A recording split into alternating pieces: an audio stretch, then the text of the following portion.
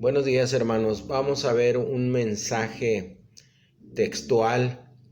El tema es arrepentimiento verdadero contra arrepentimiento falso y está basado en 2 Corintios 7 del 8 al 10 y muy particularmente en el versículo 10.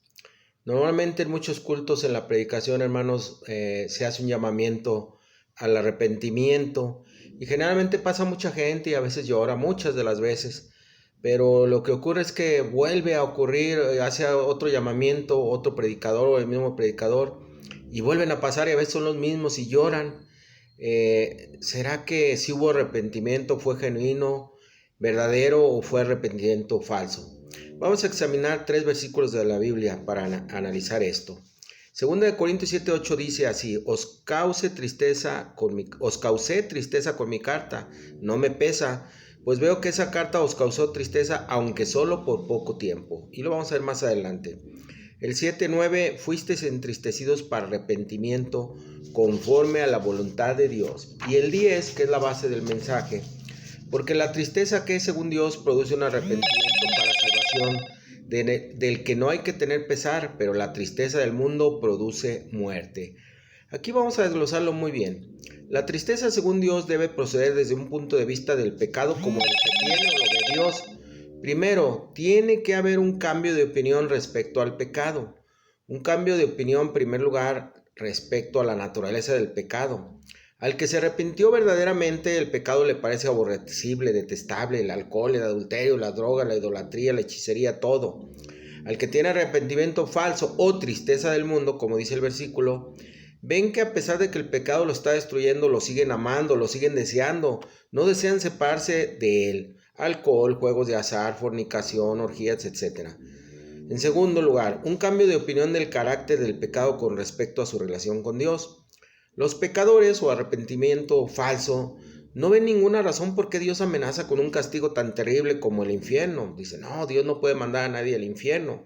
En cambio, el arrepentido verdadero sabe que es merecedor de la muerte eterna si practica este pecado.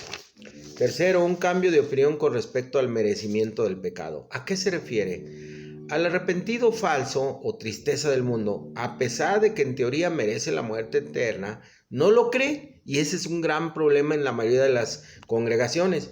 Si lo creyera, sería imposible seguir siendo un pecador. Muchos dicen, no, Dios no puede mandar, Él es bueno, es puro amor, no puede mandar a tantos al infierno. En cambio, el arrepentido verdadero o el arrepentimiento verdadero no tiene más dudas de esto. Ve claramente que el pecador merece el mayor castigo de Dios. Le pregunto en cuál estamos, hermano, usted y yo. ¿En medio? Dios no lo permita. Segundo, en el verdadero arrepentimiento tiene que existir el cambio de sentimiento correspondiente. ¿A qué se refiere esto?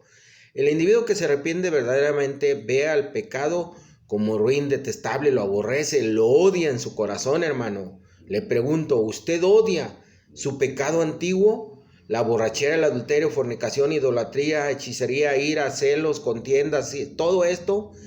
El que se arrepiente verdaderamente trata de salvar a la gente de sus pecados. Ya no es indiferente, se pone a orar, se pone a predicar, se pone a evangelizar, aunque no sepa, a su modo trata de salvar a esa gente. Es como si usted viera a alguien beber un veneno, sabe que morirá. ¿Usted se quedaría callado? Por supuesto que no. Veamos ahora los frutos del arrepentimiento genuino, hermano. Número 1. Si tu arrepentimiento es genuino, hay un cambio en tu mente con respecto al pecado. Las cosas viejas han sido abandonadas, drogas, sexo, orgías, etc. Y todas las cosas han sido hechas nuevas. Amor, gozo, paz, paciencia, testificar, predicar, evangelizar, todo. Segunda de Corintios 5:17 nos dice, de modo que si alguno está en Cristo, nueva criatura es. Las cosas viejas pasaron, he aquí son hechas nuevas. Segundo, cuando tu arrepentimiento es genuino, la disposición para volver a pecar desaparece o debería desaparecer. Ya no amas el pecado, más bien odias el pecado. Voltea a ver tus antiguos pecados, hermano. ¿Qué te parecen ahora? ¿Te parecen agradables? ¿Te gustaría volverlos a practicar? La idolatría, la hechicería, los celos, la fornicación, el adulterio, las borracheras, envidias, orgías, todo esto. Si aún te gustaría volverlos a practicar, ten la seguridad de que sigues siendo un pecador y es arrepentimiento falso o tristeza del mundo. El arrepentimiento genuino, en tercer lugar, cambia la conducta. La tristeza que es según Dios produce un arrepentimiento para salvación. Te pregunto, ¿realmente has cambiado? ¿Has abandonado tus pecados? ¿Los practicas aún? Si es así, sigues siendo un pecador. Aun cuando haya cambiado tu mente, no ha cambiado tu conducta. Aun cuando te digan que eres salvo. En cuarto lugar, el arrepentimiento verdadero y genuino nos dirige, nos lleva a la confesión y a la restitución.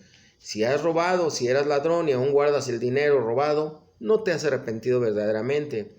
Si con tu boca perjudicaste a alguien y no has rectificado o ratificado el daño que causaste, no te has arrepentido verdaderamente.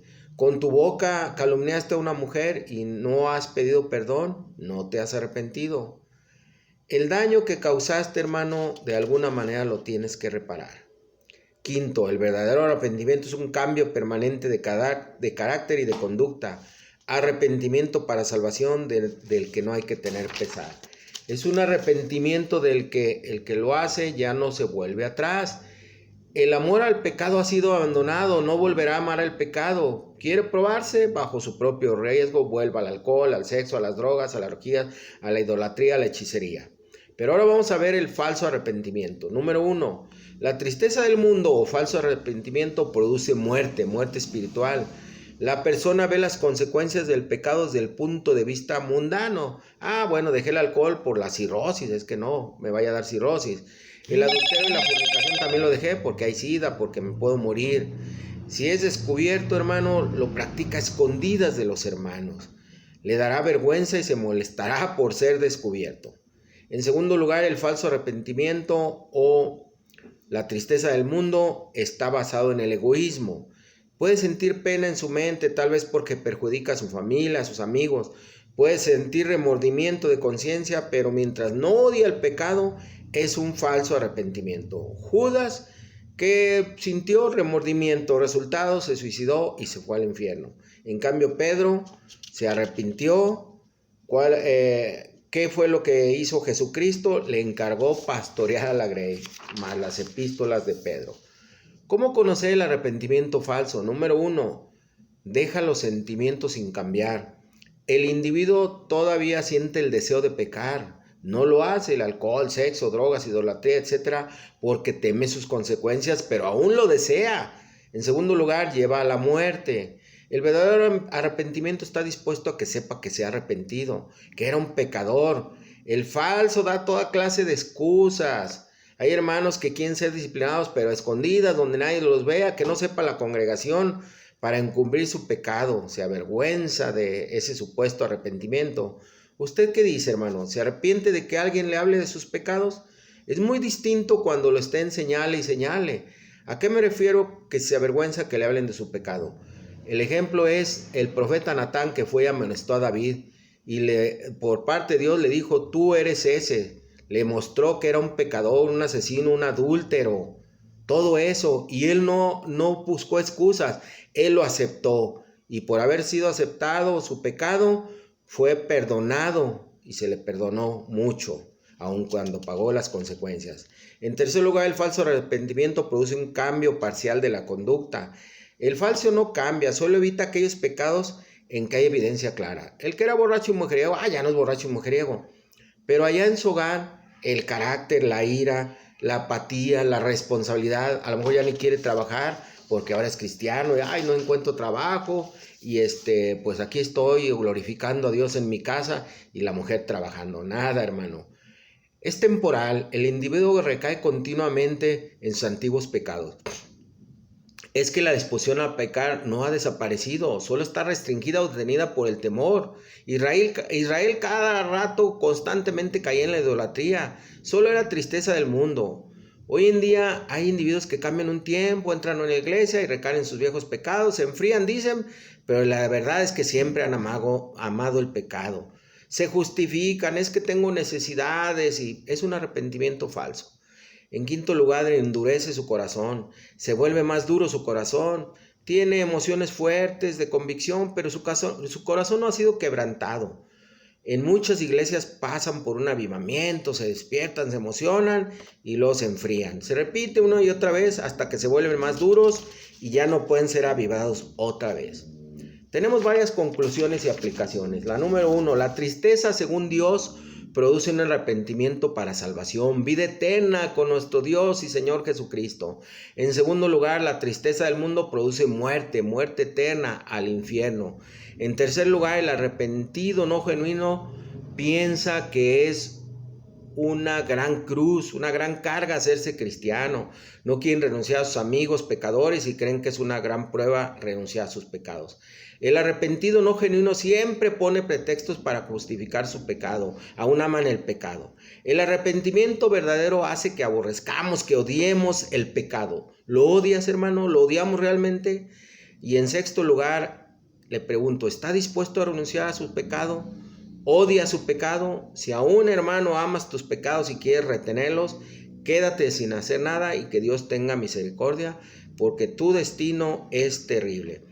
Pero si deseas arrepentirte de verdad, díselo al Señor ahí, a solas, y tendrás salvación y vida eterna. Admite tu pecado, confiésale tu pecado a Dios y pon tu fe y tu confianza en Cristo Jesús. Dios te bendiga.